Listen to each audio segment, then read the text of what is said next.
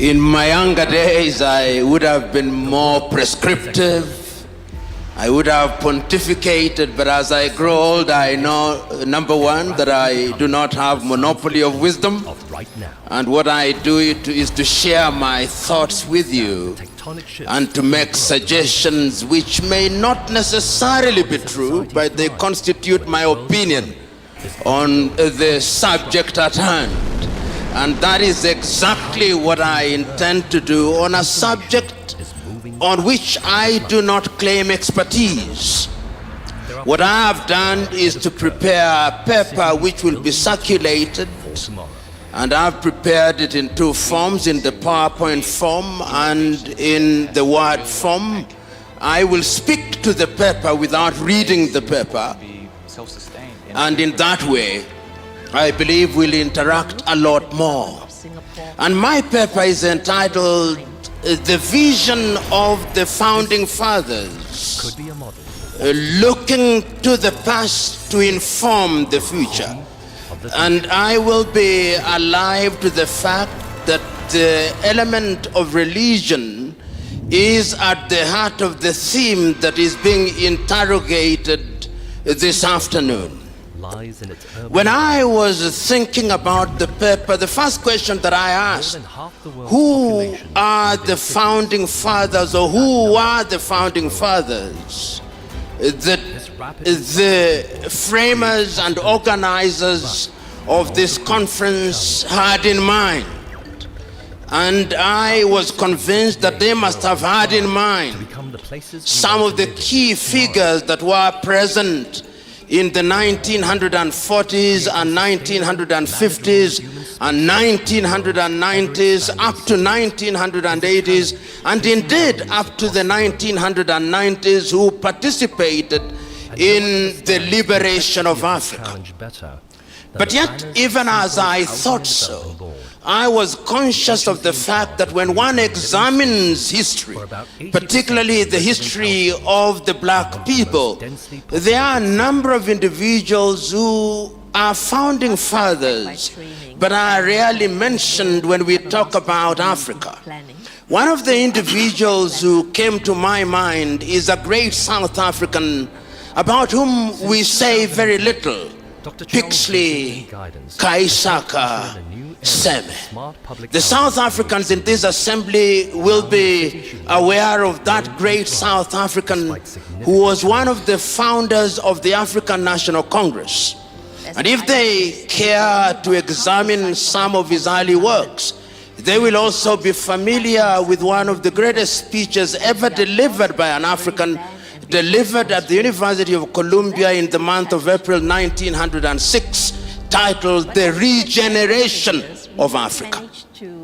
Those who have had the privilege and honor of examining that piece of writing acknowledge that Pixley Kaisaka Seme was very conscious of the status of Africa as it was in those days. You will remember that by 1906, Africa had suffered the fate of partition in Berlin, and that it had been partitioned, as we know, amongst the European powers. Prominently, the Germans had their share in West Africa. They had their presence here in Rwanda and Burundi. They were present in what was then Tanganyika. The French were present, the Portuguese were present, the English were present, the Belgians were present, the Spaniards were present, the Arabs were present, although they were not part of the club that partitioned Africa in 1884. And therefore, when he was talking about the whole idea of the regeneration of Africa, the choice of his words, because he was speaking in a foreign tongue, which I am speaking in this afternoon, he was very clear about the words that he chose. He talked about the regeneration of Africa. And when one talks about regeneration, it means that there was an Africa which had a certain level of development, and that had suffered at the hand of the foreigners, and therefore it needed to be regenerated. Those of you who are familiar with the thoughts and works of Senegal's Anta Cheikh Diop will know that Anta Cheikh Diop does recognize that there was indeed an Africa which had certain levels of civilization. In fact, the more romantic historians suggest that when Europe and Europeans were still living in the caves in the western part of Africa, there were organized kingdoms and that there were libraries which rival the largest libraries in Africa today. Indeed, those of you who are students of religion like Professor here will know that people like Augustine of Hippo or Athanasius, some of the early thinkers in religion, were resident in what may today be called the Maghreb. In other words, therefore, when Pixley Kaisa Kaseme was speaking in 1906 and he was talking about the regeneration of Africa, he was telling us that Africa needs to rediscover herself and that Africa needs to move a notch higher in order to find her pride of place amongst the committee of nations. It is instructive, therefore, that the works and the ideas of Pixley Kaisa Kaseme were to be picked and developed a little later in time by other great African thinkers, yet one who is seldom mentioned, James Emmons Kwegyir of Ghana, normally referred to as Agri of Africa. Many of you, particularly the Ghanaians who are here, will remember that James Emmons Kwegyir was the first Ghanaian to earn a PhD and one of the early African leaders of the famous Achimota College in Accra, Ghana. And James Emmons Kwegyir was indeed very clear in his mind. The story is told of James Emmons Kwegyir, which I'll relate to you now that I have more time than was allotted to me. And the story is one that has been told by different people in different ways, but even if I retell it in the manner which offends the original story, my point will still be made. The point is this. He said, and he remembers as a teacher, that at one time there was a poultry farmer. And he says that this poultry farmer could only keep one thing, because when you're a poultry farmer, you only keep chicken. But he remembers that at one time, some of his chicken that he was keeping strayed into the bush. And when they came back home, there was within their ranks another chick which did not look like them. It was the chick of an eagle. And one day, after a passage of time, a naturalist came to the farmer and saw the eagle in all its splendor. And he said, "This is not chicken, this is an eagle." But the farmer said, "I know. It was once an eagle, but it has been fed on chicken feed for too long.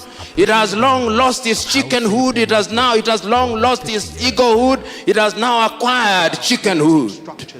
And the poultry farmer and the naturalist said, "No, once an eagle, always an eagle, no matter how long you are fed on chicken feed." And the naturalist said, the farmer said, "I want you to demonstrate." And in the evening, he put the chick on his palm and urged it to fly, but it refused to fly. And the story is told, the farmer said, "I told you. It was once an eagle. It was fed on chicken feed. It has lost its eaglehood. It is now a chicken." But then the following day, the naturalist came early in the morning, and as the sun was rising, he put the chick on the palm of his hands and urged it on, and it flew and never came back again. And he said, "I told you, once an eagle, even if you feed it on chicken feed, it will remain an eagle." And he said so animatedly, it is reported, that is who an African is. He could have been fed on chicken feed, but it has never lost its eaglehood. James Emmons Kwegyir was underlining the fact that no matter how devastated you are, you will always have that inner self.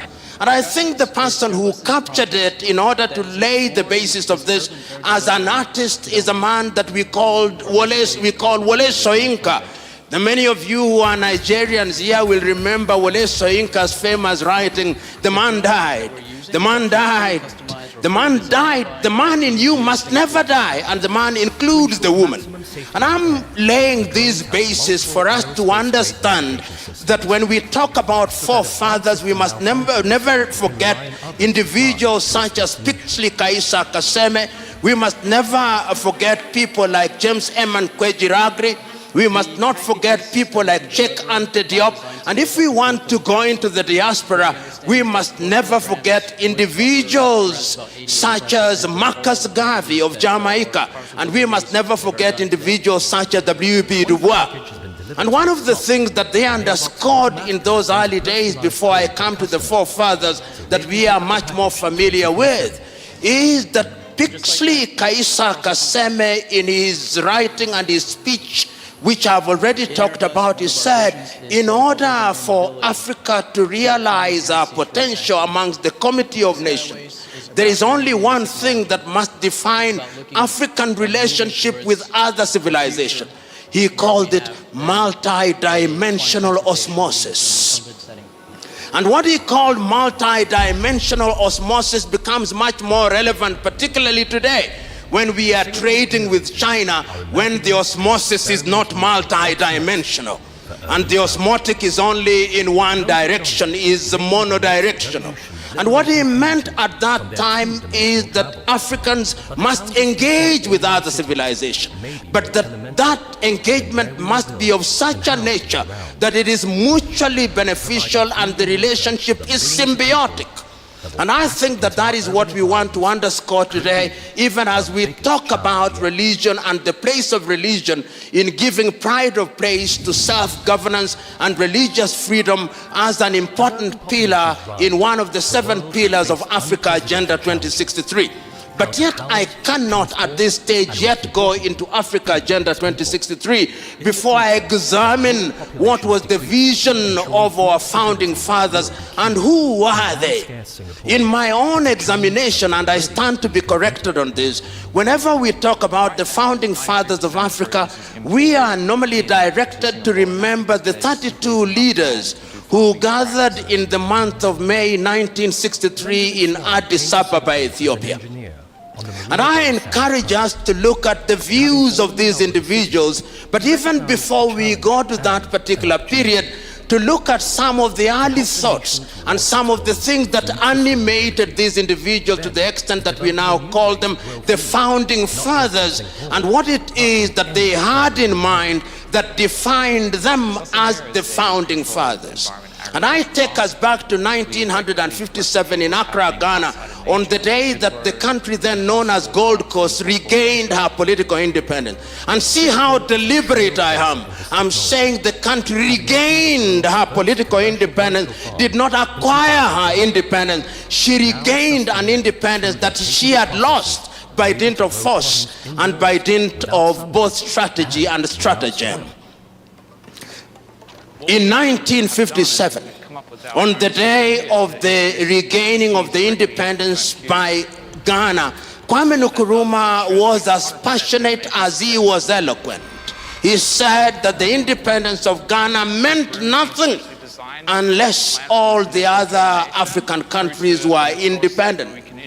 And what did independence mean?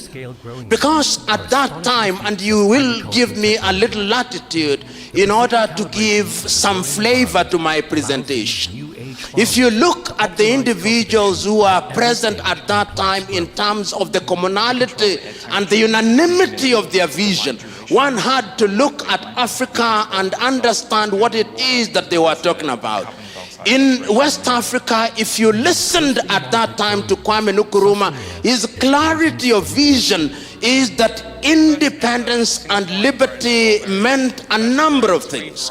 One, the liberty of the individual as individual to exercise their thoughts and to be free to participate in their affairs, including religion as I understand it, and that therefore Kwame was conscious that the country that he had participated in liberating, which was Christian Gold Coast, but he rechristened and the people rechristened Ghana, was a multi-ethnic country and a multi-religious country and a country that was rich in her diversity. And the same was true of every other country.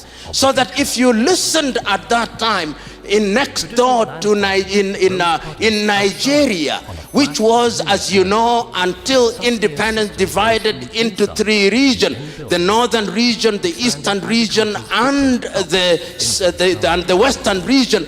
You could see that even at that time in Nigeria, while the colonialist was conscious of the religious differences, the leaders of the day, even if grudgingly so, were conscious of the fact that now that they had found themselves in this geographical space, they had to tolerate each other. So that when you are listening to the Muslims in the north, when you are listening to Abubakar Tafawa Balewa in Nigeria, or the Saudaner of Sokoto, Sah Ahmadu Bello, and listening to Namdi Azikiwe, who is a Christian, they are conscious of their diversity. They are grudgingly in Nigeria, but they accept the fact that they must live together. Religion and religious differences was not given the pronouncement and the accent that we now see in the manner that I shall demonstrate when I am concluding my presentation. So that even if you left countries that had that kind of diversity and you went to Algeria, believe it or not, and you listened to the more casual thoughts of Algeria's Ahmed Ben Bella, you could see that he was conscious of the fact that even though we were finding ourselves in potential religious conflict, we had a common vision for Africa. And in that regard, you would listen in Liberia, or rather in Algeria, to Ahmed Ben Bella. You would go down to Guinea to Ahmed Seko Touré. You would go to Egypt to Gamal Abdel Nasser, leading an Egypt that was fundamentally Muslim, but conscious of the fact that there was an Africanness. But there were also other individuals who at that time did not believe that God existed. They were persuaded that there was something called materialism, that they were persuaded by a different ideology. But even in that appreciation, they were conscious of one fact, that there was a continent called Africa, and that Africa was a continent that needed to move in one direction. And you will discover such individuals when you come to Kenya, when you come to Tanzania. We talk about people who are Christians, committed Christians, such as Julius Kambarage Nyerere. And you went down to the people who did not quite believe in Southern Africa, like Agostino Neto or Samora Moses Machel at that time. But what is critical for our presentation is that in May 1963, 32 leaders congregate in Addis Ababa, Ethiopia, at the invitation of Emperor Haile Selassie. And I invite you, ladies and gentlemen, to take time this evening or hereafter to read the speeches that were delivered by each one of them. And I've read each one of them several times. Even the ones who later disappointed us, the Spirit was on them. The Spirit was on them. And I will only isolate a few of them in order for us to appreciate how far they could see. As I stand here, I remember the speech of David Dacko of Central African Republic. He says that Africa must unite and move in one direction, for how would a little country such as Central African Republic survive in the face of the sustained machinations of the erstwhile colonial power? We know that David Dacko did not live up to the dreams that we thought he would. I listened to speeches such as those of Julius Kambarage Nyerere of Tanzania. He said, we did not come here to talk about unity or to remind ourselves how unity is important. We have come here to affirm the fact that without unity, Africa is never going to realize their potential. And one can go on to the speeches of Modibo and others and Haile Selassie and others, but it's not important to rehash those speeches because they can be located in libraries. But it's important to isolate one speech, the speech of Osagyefo Kwame Nkrumah, because that, for those of you who are French speakers, that was the pièce de résistance. It was the speech that, in my view, captured the essence of what was meant to be Africa. And the three things that stand out in the speech and therefore form the three-legged stool upon which my presentation will now be founded. He said that Africa must unite and unite immediately before the leaders who are present in that forum become used to the trappings of power. You and me know that they have now become victims of the trappings. He said that we must unite and come out of that arrangement with one army, with one currency, with one united country, because the former colonial powers had yet devised another method of controlling African. And he said that that thing which we later examined and recognized as neocolonialism was alive and well. And he said, if we did not do so, Africa will never realize our potential. That is the Africa about which you want me to reminisce in order for me to determine what was the vision of the founding fathers. Their vision was a united Africa. Their vision was an Africa that was united in our diversity. Their vision was an Africa that would tell her story. Their vision was an Africa that would exploit our resources for our benefit. Their vision was an Africa that would sit at the dinner table of human civilization, not as food to be consumed or as a waiter, but as a diner to enjoy the goodies of life. That was their vision. But the question is, that vision that saw Africa liberate herself from the clutches of colonialism, was it merely flag independence, as Kenya's Ngugi wa Thiong'o says, not in so many words, in his book Decolonizing the Mind? Compared to plants of its kind around the world. Was it a total liberation of the peoples of Africa? In his famous television program, Kenya's Ali Mazrui, the program titled Africa, a Triple Heritage, Ali Mazrui says passionately and eloquently at once that Africa is the only continent on earth that consumes that which it does not produce and produces that which it does not consume.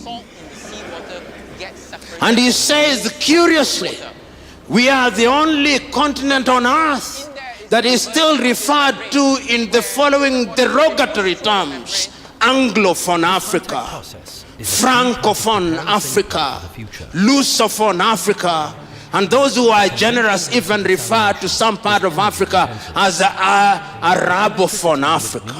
He says they do not say that of Latin America. They do not say that of Asia. And if you doubt Ali Mazrui, there is now a war that is going on in the Cameroons and is characterized as a war between the Francophones and the Anglophones. But if you go to the so-called Anglophone area, no more than 5% can speak eloquent French. Yet there are many ethnicities in that part of the world. And I'm submitting to us that this is important because it demonstrates that there is something in our minds that we have yet to liberate ourselves. We have yet to decolonize our mind, which Ngugi wa Thiong'o says is the prerequisite to our total liberation so that we can engage with the world meaningfully. This concentrates You the know, salt around the electrodes.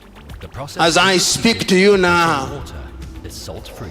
there are 54 And now we are recognized demonstration plan with independent African 100 countries, meters cube per day. particularly if you talk to the Moroccans. This technology with But when you liberate yourself from Morocco, there are 55 because of Sahrawi. In housing, food, and But I'll be of good manners. glimpse of how a I'll say there are 54 recognized and 55 with one unrecognized. will come at a price. That Africa Secure and thriving economy is an Africa essential for facing that ought to be governed by the vision of the founding fathers. That vision was articulated in the Charter of the Organization of African Unity. One can say that the Charter of the Organization of African Unity did form the foundation stone upon which we liberated all countries, and that these countries were liberated up until 1994 or 1990 with the death of apartheid regime. Nandu Mahanti The question is that vision alive? The question is that vision relevant today, particularly when we talk about freedom and good governance? The question is that vision alive for those of us who are spiritually and religiously inclined? The question is that vision alive? Can it be predicated in the Bible? This good governance that we keep on talking about, what is it? Permit me to refer to the Bible on the assumption This means that identical that you are readers of the Bible and that you are Christians of Berea, around the world. who beyond the preaching will go out and find out whether I said the things that are to be found in the Does Bible. not match the others. It is You know, there are two things in the Bible that inform my engagement with you in this afternoon.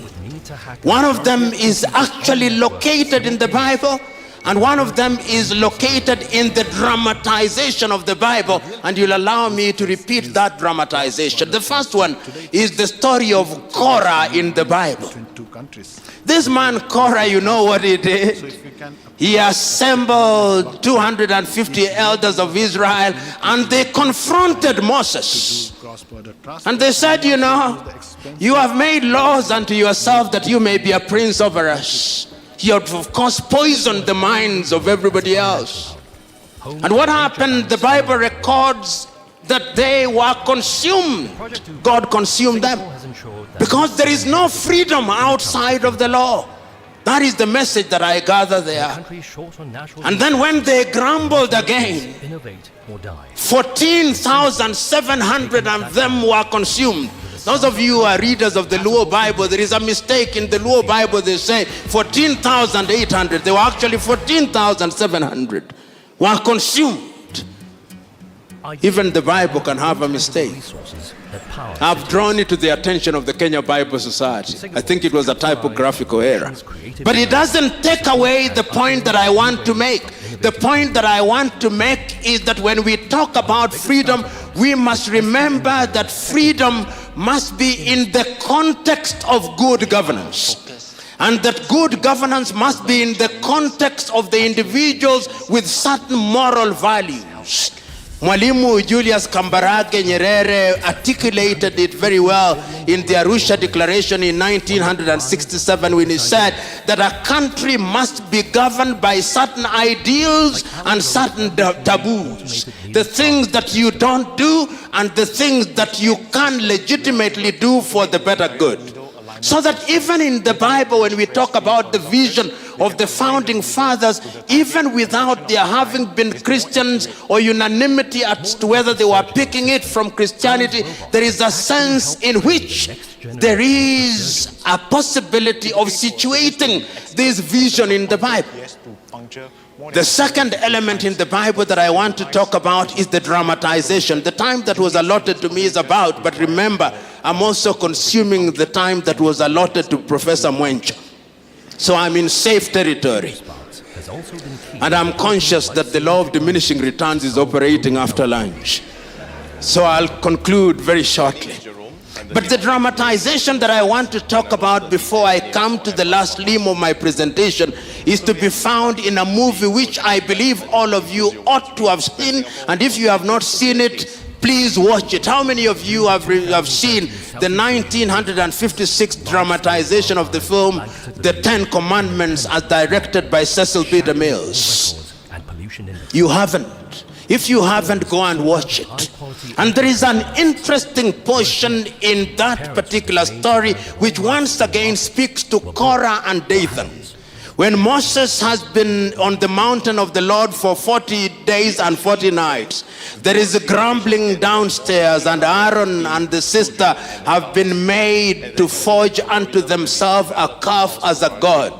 And in the dramatization before Moses comes down on the 40th day, the prophet Joshua moves to the mountain and meets Moses. And when they are in between, there is noise from down in the hill. And when there is noise, Joshua says, there is noise, there is grumbling. And Moses is recorded as saying, those are the sounds of joy and revelry. The people have rebelled against God.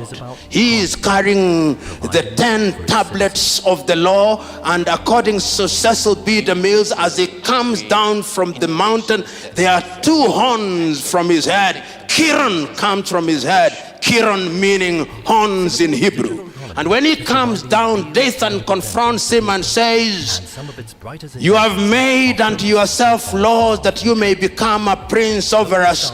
We have freedom. And Moses says, there is no freedom outside of the law, and those who will not live by the law shall die by the law. And that is the point that I wanted to make. That all civilizations, our founding fathers were convinced that we had to have a legal regime. And this is the basis of the constitution that we inherited from independence. But these constitutions were not homemade. And that is why you see that no sooner had we settled with these constitutions than they started being disrupted. But the point I want to make before I come to the constitution is an important point about their vision. This is about a meeting that took place in Cairo, in Egypt, about the doctrine of the inviolability of the boundaries of African states. Because at independence, there were those who took the view that Africa should redraw her boundaries. Those of you who are from Cameroon will be aware what happened between Cameroon and Nigeria. You will also be aware of the events that took place in Nigeria when there was an attempt to divide the country into 3, leading ultimately to the Biafra War. Those of you who are familiar with the country that was then known as the French Sudan, now known as Mali, will know the attempts that were made at that time.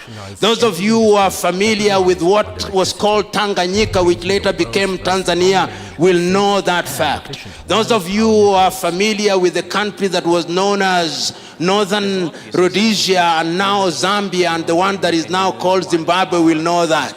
Those of you who are familiar with the history of Southwest Africa, now known as Namibia, will be aware of all these activities. So the first thing that the leader said, whether we are Muslims or Christians or animists as we are called by other people, we shall live in one geographical territory, because the God that we worship is a God of diversity.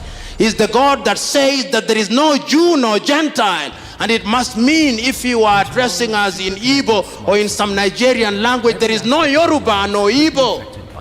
That, I think, was the vision of the founding fathers of the day. And that is why I think that when we are going to the future, the African leaders recognize one thing, that the OAU Charter as was constituted was only important up to a certain stage in the life of Africa. And that is why in the year 2013, the statutes that constituted the OAU were revisited and the African Union was created. And when the African Union was created, it was created on the assumption that if we had lost 50 years, we were now going to deal with Africa from a totally different dimension and perspective. But one must ask, what is it that had informed the leaders at that time? there were a series of things that had happened in Africa, in my view, which things informed their decision. You'll remember as early as 1960, when we had barely settled in independence, the first political assassination in Africa was the overthrow of Togo's Sylvanus Olympio. And immediately after that, the murder of Patrice Emery Lumumba in 1961. And thereafter, there was a series of coups d'etats, some of them which were being informed by religious factors. So 2013 or 1981 becomes the year, 1990 rather, becomes the year when we begin to see the re-emergence of Africa. But that is not what is important. What is important is what happens in 2013. And I'm inviting those of you who are present here to go and look at the letter that was read, the imaginary letter that is written by the then chairman of the OAU Council, the South African lady called Nkosana Dlamini Zuma. It is an imaginary letter that she writes to Kwame Nkrumah, and it is written on the basis of Agenda 2063. And she writes to Kwame Nkrumah in so many words, or rather in effect she says, that I look forward to an Africa where there will be unity amongst all African states. I look forward to an Africa where there will be a railway from Addis Ababa, Ethiopia to Dhaka in Senegal, where there will be communication from Suakin in Sudan to Luanda in Angola, from Cape Town to Cairo, and that where the Democratic Republic of Congo shall become the hub of industrial activity, and that East Africa shall become the hub of ICT. West Africa will be industrialized, where gas will be piped from Tanzania to West Africa, and oil piped from Nigeria to the rest of Africa, and where there'll be harmony. And if you look at the 7 pillars of Africa Agenda 2063, one of them is that the guns will be silenced by the year 2020, so that we'll no more have South Sudan. We'll no more have Central African Republic. We'll no more have the Cameroons. We'll no more have battles and wars that are predicated upon religion. But we'll have an Africa where people enjoy freedom of movement and freedom of conscience within the law. And that we shall have an Africa where people have the liberty to enjoy what it is that they are meant to enjoy. And permit me at this time to use from another civilization what I consider that Africa to be. Many of you, as I conclude, will have read these words which I repeat and refer to oftentimes. They are the words that are to be found in the American Declaration of Independence, and I think that they are important for many civilizations. That all men are born equal, that they are endowed by their Creator with certain alienable rights, that among these are life, liberty, and the pursuit of happiness. So that it must have been, when we go back to Pixley Kaisa Kaseme, when we go back to James Emmons Kwejiragri, when we go back to Cheikh Diop, when we go back to W.E.B. Du Bois, when we go back to Marcus Garvey, when we come to 1963 and we are talking of Kwame Nkrumah, or we are talking of Sekou Touré, or Olympia, or any of the leaders, it must have been their intention that it is for these reasons that governments are instituted amongst men. And I think that is the second part of the American Declaration of Independence. It is for these reasons that governments are instituted amongst men. These are not the words of the American Declaration, these are now my words. Instituted amongst men to midwife the process of their enjoying those rights. So that any government has a divine duty to ensure that they midwife this process. And if that be the case, therefore, ladies and gentlemen, I'm submitting to us that the founding fathers could see what we cannot see standing on tall trees while they were squatting. They could see them with the clarity of vision that we cannot possibly master. What could they see? They could see that in order for Africa to realize our potential, the people in Central African Republic cannot run a war that is based on the fight between Muslims and Christians, that it cannot be right. They could see that the diversity of the people in Central African Republic requires that they enjoy their diversity and they live in harmony so that people can realize their potential, so that they can indeed enjoy what God has given them on this earth. They could see that the people in Mali and Mauritania cannot conduct their affairs on the basis of religious diversity. They could see that it is important that the diversity of religion is only a celebration of God in his unfathomable ways. They could see that.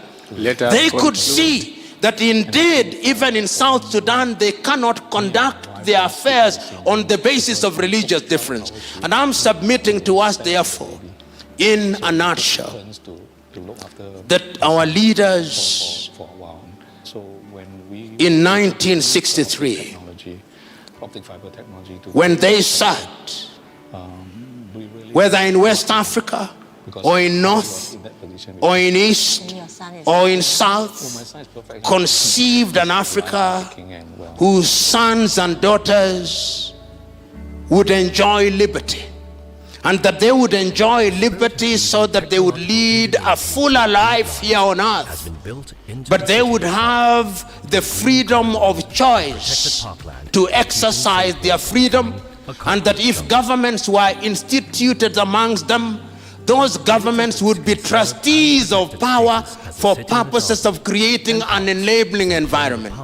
They could foresee that we are diverse with over 3,000 languages, and that in our diversity we could enjoy our unity. In the words of Kenya's Ali Mazrui, our diversity must not be a Tower of Babel, but it could, if we want it, to be a power of Babel. They could foresee that we must recognize that we have no monopoly of wisdom or monopoly of knowledge, and it is not for us to judge, and our duty is only to fulfill our affairs. It is in this regard that I see Africa Agenda 2063 as a useful document that attempts to project into the future and to remind us that in 2063, when some of us may be alive and well, that Africa will be a continent that is respected and is not referred to in derogatory terms, whether when it is convenient we are developing, when it is not convenient we are developed, when it is convenient we are the dark continent, when it is convenient we are a rising continent, that we shall, in the words of Patrice Emery Lumumba of Congo, be in a position to tell our story, however bad that story is. That is the Africa that Kwame Nkrumah must have seen. That is the Africa that Modibo Keita must have seen. That is the Africa that Julius Kambarage Nyerere must have seen. That is the Africa that I want you to see. Even you who are sitting here as Seventh-day Adventists, those of you who are sitting here as followers of Jesus Christ, Latter-day Saints, those of you who are sitting here as Anglicans or Presbyterians, the truth is, we are committed to one thing: Christ of Nazareth, passion in Gethsemane, agony in Golgotha, joy on the third day. God bless you.